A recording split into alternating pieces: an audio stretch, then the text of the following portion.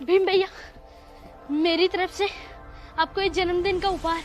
अरे पता नहीं कब से कह रहा है कि भीम भाऊ के लिए कुछ अलग सा उपहार लेगा। भीम देखो ना क्या है उसमें।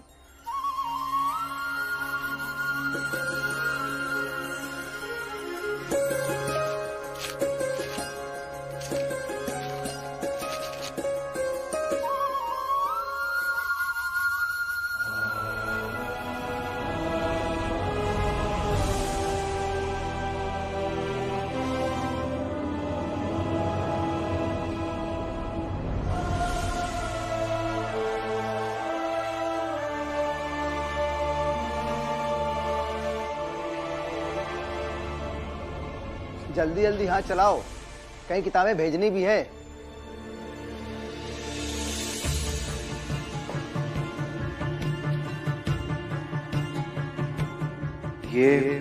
ये कितने की है? 2 रुपए की। क्या हुआ, बहुत महंगी है, खरीद नहीं सकते? तो चले क्यों आते हो महंगी किताबें खरीदने? अब जाओ, निकलो यहाँ से।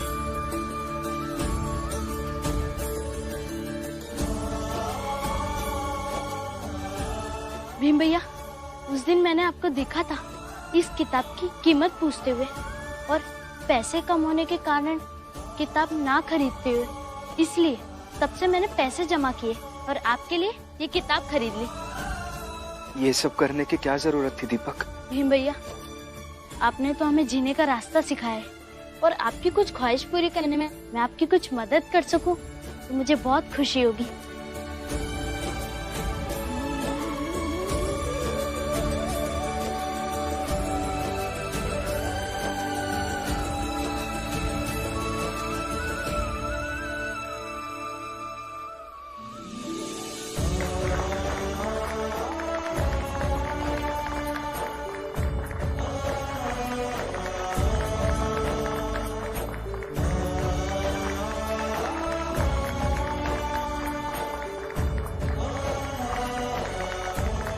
Thank you.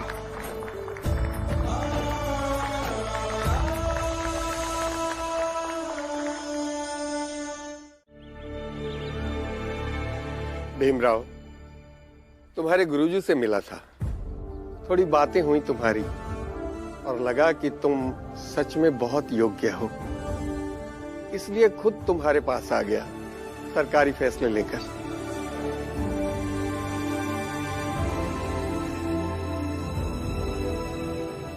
फैसला? कौन सा सरकारी फैसला? यही कि तुम एक व्यक्ति का नाम बताओ जो हर सामाजिक सभा में तुम्हारी जाति की ओर से भाग लेगा।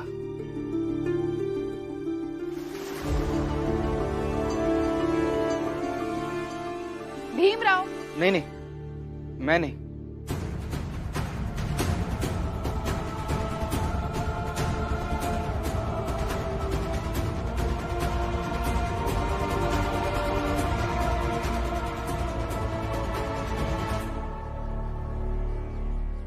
मालू,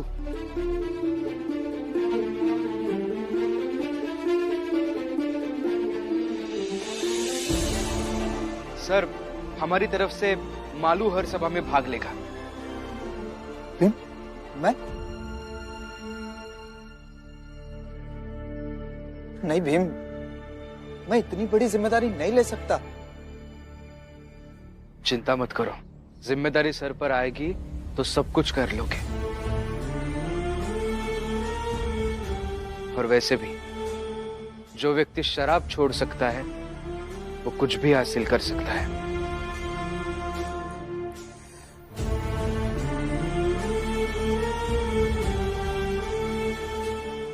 सर हमारी तरफ से मालू फाइनल।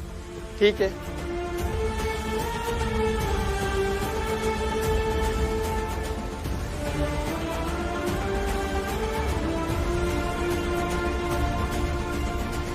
रघुबीर संगति साधकी कड़े न निर्फल होई।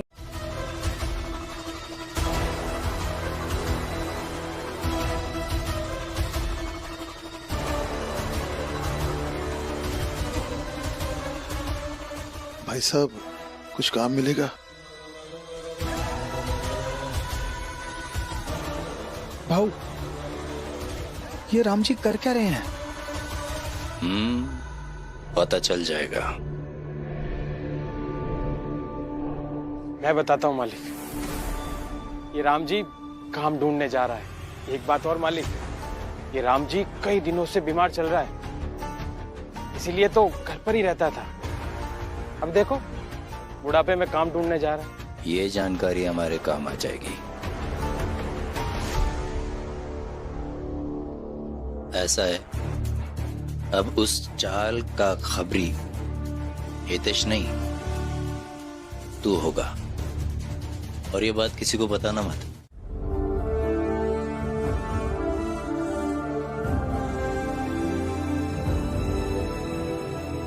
तुम एक व्यक्ति का नाम बताओ जो हर सामाजिक सभा में तुम्हारी जाति की ओर से भाग लेगा। हमारी तरफ से मालू हर सभा में भाग लेगा। जिम्मेदारी सर पर आएगी तो सब कुछ कर लोगे। और वैसे भी जो व्यक्ति शराब छोड़ सकता है वो कुछ भी हासिल कर सकता है। दोस्त अच्छा हो तो जंगल के जानवर वाली जिंदगी से निकाल कर सामान्य जिंदगी बना सकता है। सामान्य क्या, भीम ने खास बना दिया। भीम जैसा दोस्त सबको मिले।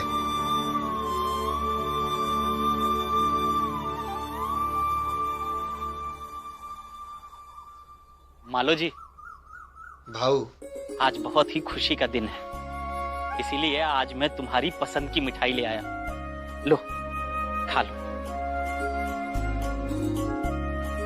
खा लो। बड़ा भाई हूं तुम्हारा।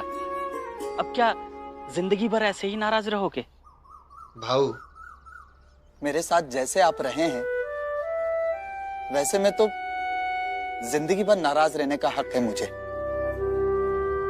मगर भीम से सीखा है कि किसी के प्रति नाराज रहना भी सही नहीं है, वरना वो खुद जीजाबाई काकी से आज तक नाराज रहते ना। इसलिए भाऊ, मैं भी नाराज नहीं रहूंगा। आप मिठाई खिलाएंगे? छाछ लो, छाछ। भाऊ, छाछ दूं क्या? नहीं, छाछ नहीं, अगर थोड़ा पानी है तो दीजिए, बहुत प्यास लगी है। पानी नहीं है, छाछ है, ताजा है। जी नहीं, आज ही बनाया था भाऊ। जी धन्यवाद।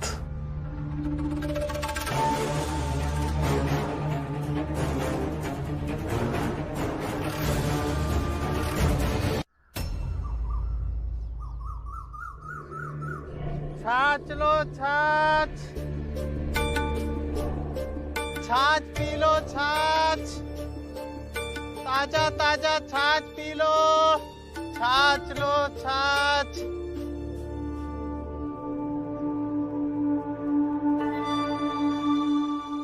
छाछ लो, छाछ। ताजा ताजा छाछ पी लो। छाछ लो, छाछ। छाछ लो, छाछ।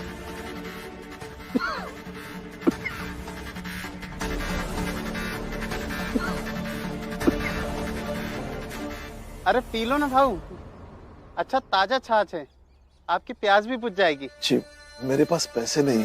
अरे पैसे कितने मांगा है, पैसे बाद में भी दे देना, पहले छाछ पी लो, बहुत ताजा बनाया है। आपका बहुत बहुत शुक्रिया।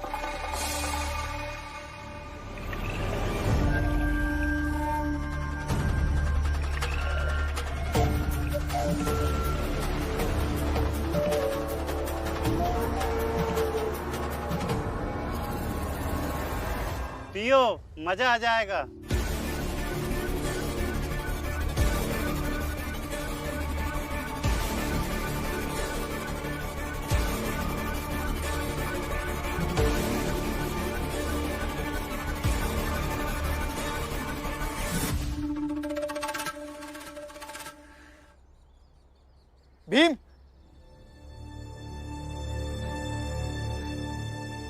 काका नहीं मिला अभी तक?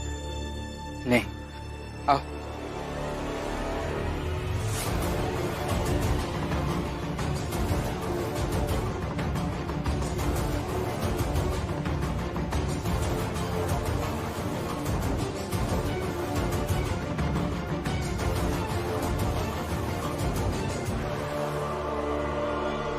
ये हुई ना बात।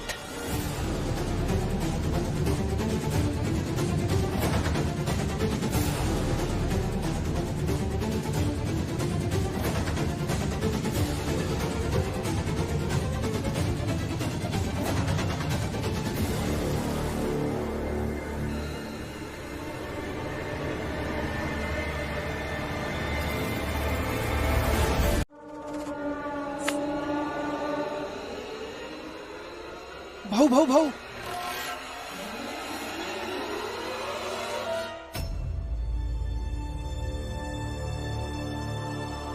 वो बाबा है क्या?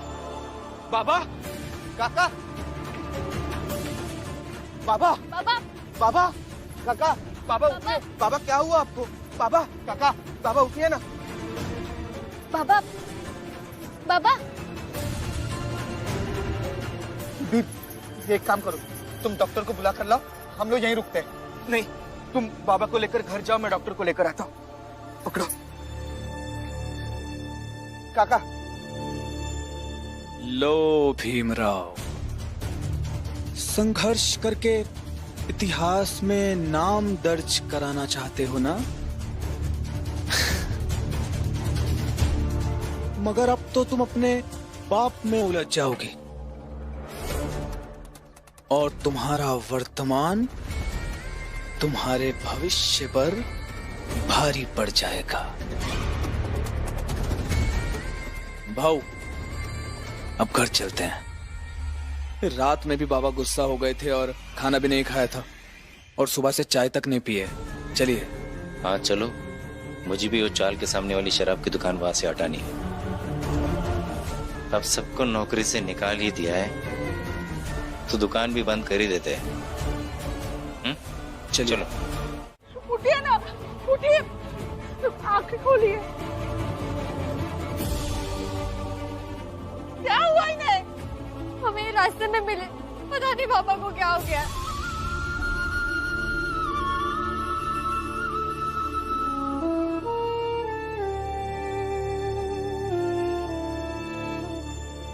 देखिए ना बाबा को क्या हुआ। उठिए, आंखें खोलिए। डॉक्टर साहब देखे नहीं ना क्या हो गया।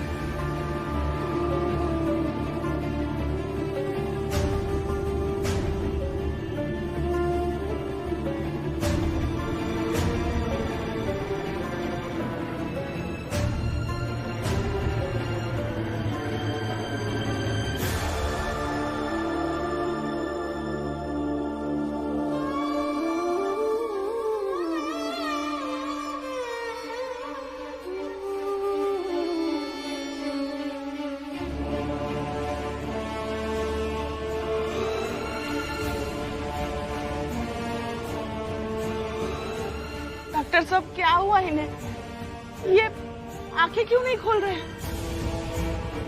क्या हुआ डॉक्टर साहब?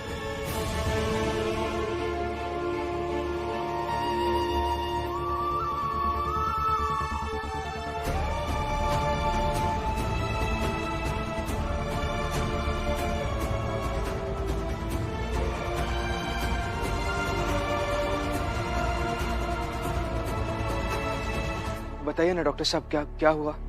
इनके घर में से किसी एक को मेरे साथ चलना होगा, कुछ बात करनी है। चलिए। आप जाइए। भीमराव, मैंने तुम्हारी आई को बता दिया है, तुम उनसे जाके बात करो। नहीं बताएंगे वो, कभी नहीं बताएंगे। आप बताइए ना मेरे बाबा को क्या हुआ है? अरे भाई कहा ना एक बार अपनी आई से बात करो। देखिए ना डॉक्टर साहब,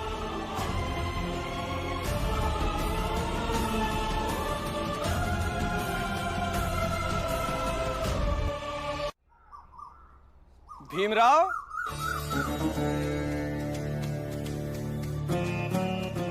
अरे कितने रंग हैं तुम्हारे भीमराव?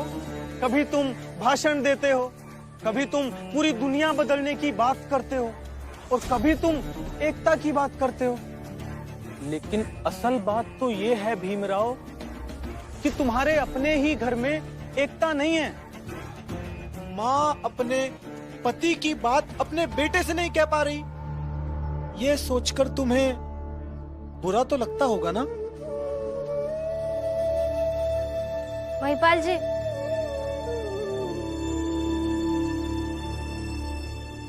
हर चीज का एक समय होता है और शायद आपको इस सब की कोई समझ नहीं है, ना ही मैं आपको कुछ समझाना चाहती, इसलिए अच्छा होगा कि आप हमें अकेला छोड़ दें। ये स्त्री लेकिन मैं गलत नहीं कह रहा हूं भीमराव, तुम ही बताओ बुरा लगता है या नहीं, और बुरा ही क्यों? मैं समझता हूं शर्म आती होगी ना खुद पर। भीमराव, तुम एक असफल आदमी हो।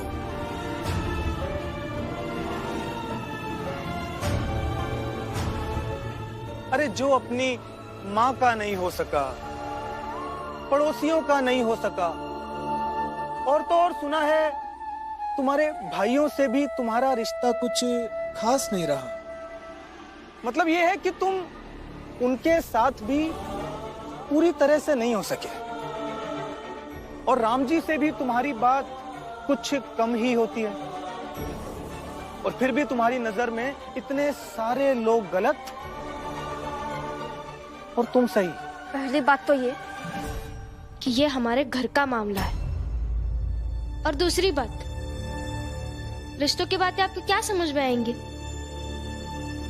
इसलिए अच्छा होगा कि आप यहाँ से चले जाए। जा रहा हूं। और भीमराव, तुम सोचना कि मैं सही कह रहा हूं या गलत, और ये भी सोचना कि तुम्हारे और जीजाबाई के बीच बहुत सारी समस्याएं हैं। जीजाबाई जी, मैं जीजाबाई जी के पास जाऊंगा और कहूंगा, हाथ जोड़ के कहूंगा कि आज तक आप सही थी और मैं गलत था, मुझे माफ कर दीजिए। क्या कह रहे हैं आप गलत नहीं है, और संभालिए अपने आप को। महिपाल जी के कहने पर आप इतने विचलित कैसे हो सकते हैं? आप जानते हैं ना वो ये सब जानबूझकर कर रहे हैं। नहीं, कोई जानबूझकर नहीं कर रहा है। मैं गलत हूँ रमा, मैं गलत हूँ। जीजाबाई जी सही है, और सही कहा महिपाल जी ने। मैं इतना भी लायक इंसान नहीं हूं कि कोई मुझसे कहे कि मेरे बाबा को हुआ क्या है। मैं गलत हूं। मैं अभी के अभी घर जा रहा हूं और जीजाबाई जी से माफी मांगूंगा। मैं एक हारा हुआ व्यक्ति हूं, हर रिश्ते से हारा हुआ। आप हारे हुए नहीं हैं, आप एक विजेता हैं, और विजेता अक्सर अकेले होता है। जो दूसरों को चमक देता है वो अकेला होता है। आप सूरज और चांद को ही देख लीजिए, वो दोनों भी बस। ऐसी बातें करके भुलवाओ मत मुझे। बच्चा नहीं हूं। हाँ, नहीं है बच्चा, लेकिन बच्चे जैसे ही कर रहे हैं। अब हमेशा अकेले इसलिए हो जाते हैं क्योंकि आप संघर्षों की आग में जलते रहते हैं, और जहाँ कोई चीज जल रही हो तो वहां के ताप से तो लोग दूर भागेंगे ही ना। अब महिपाल जी की बातों को इतना महत्व मत दीजिए।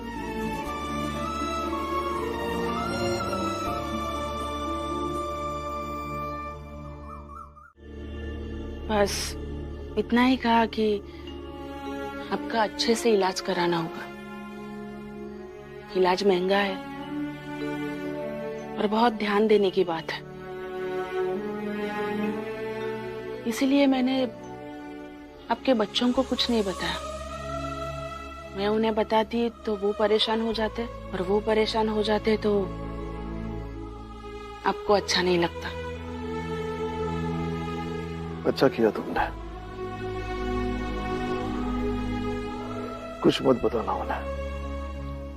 लेकिन आप चिंता मत कीजिए, मैं आपको कुछ नहीं होने दूंगी। और फिर इस बार मुझे साबित करना है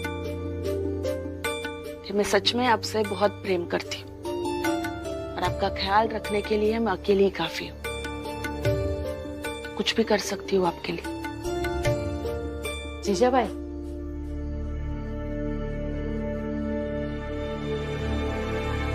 जीजाबाई, ये धनिया और लौंग का चूरन है। इसे दूध में पीने से इन्हें आराम मिलता है। कल शादी नहीं हुई है हमारे, शादी के इतने साल बाद मुझे भी पता है। तो फिर ये दूध में डालकर भैया को पिला देना। देखिए, मैं आपके प्रेम का बहुत सम्मान करती हूँ, और मैं नहीं चाहती कि ये कटोरी में अभी फेंक दूं। इसलिए आप चाहिए, मैं खुद धनिया लौंग पीस कर इन्हें पिला दूंगी। जो मैं लेकर आई हूँ वो दे देगी तो क्या हो जाएगा? मेरा बुरा मत मानना, लेकिन जाओ तुम।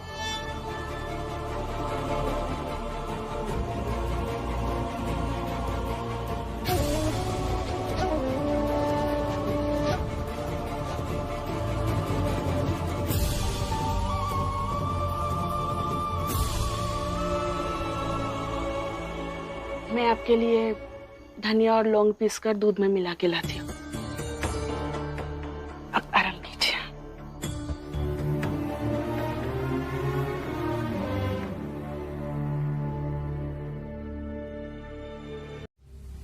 जल्दी कर। इतनी देर में तो तेरे पति ने मेरे पति से जो पूछा होगा उसे उसका जवाब मिल गया होगा। देख क्या रही है? यही करने आई है ना तू यहाँ? मुझे ऐसे काम में फंसा कर रख सके, और वहां तेरा पति अपने बाबा से पूछ सके कि उन्हें क्या हुआ है ना? अरे उन्हें जो भी हुआ है उनके पत्नी को तो पता है ना, बाकी दुनिया वालों से क्या लेना देना। और मुझे एक बात बता, तुझे और तेरे पति को क्यों इतनी बेचैनी रहती है कि हर चीज तुम दोनों को बताकर ही की जाए? बता।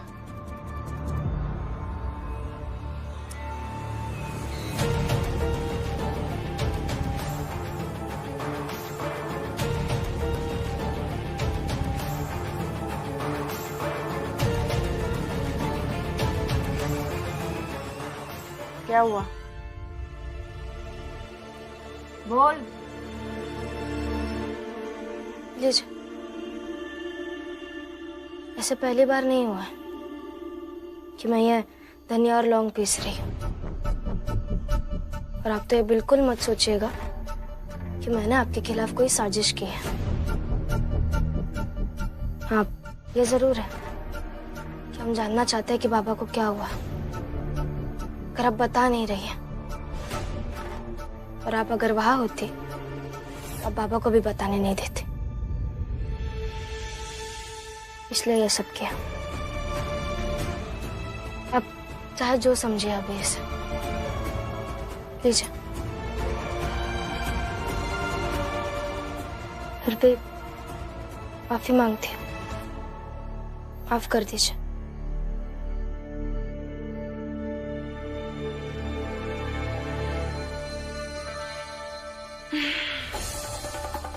सुनिए ना,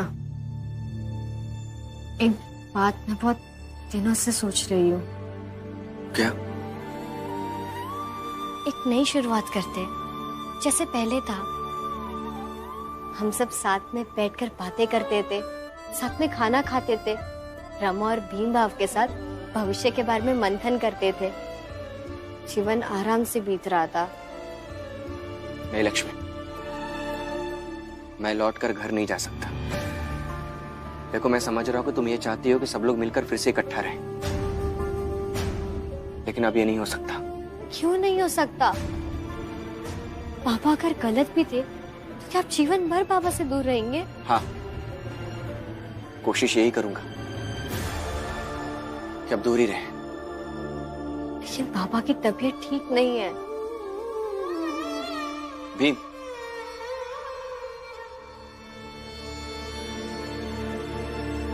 बाबा कैसे हैं? खबर मिली बाबा, जीजाबाई ने राम जी की तबीयत की असली अवस्था भीम, रमा, लक्ष्मी किसी को नहीं बताई है। अरे बाबा, इससे तो भीम और बाकी सब परेशान ही नहीं होंगे। तो मरेगा राम जी। बच्चों, कभी कभी अत्यधिक प्रेम दिखाने के चक्कर में इंसान अपने कंधों पर जरूरत से ज्यादा बोझ उठा लेता है। ऐसे में कंधे तो टूटेंगे ही।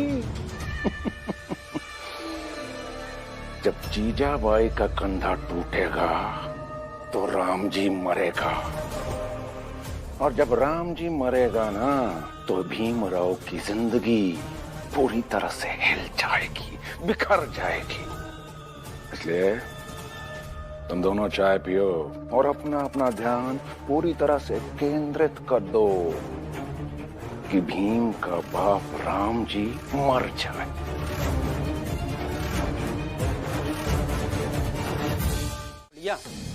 जैसे ते पहले हमरे अंदर काम करत रही है, वैसे ही अब करे में का दिक्कत है? का हम तुम्हारे अंदर काम करत रहे?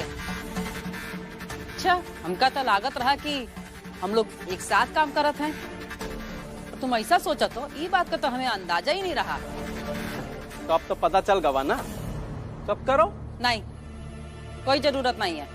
तुम अपन काम करो और हम अपन काम करेंगे। ये बात का तो फैसला पहले ही हो चुका है।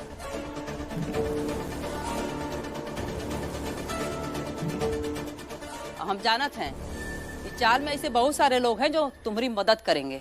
हाँ, हम तो करवा देंगे। और हम सब भी फुलिया ताई की मदद करेंगे।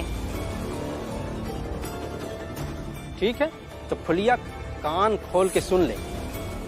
तुम्हें तुम्हारे पति के कसम है कि हम जौन जौन लोगन के यहाँ से कपड़ा लेके आवत रहे हैं वो सब हमरे भाई। तो तय उनके यहाँ से एक ठो कपड़ा लेके नहीं आएगी।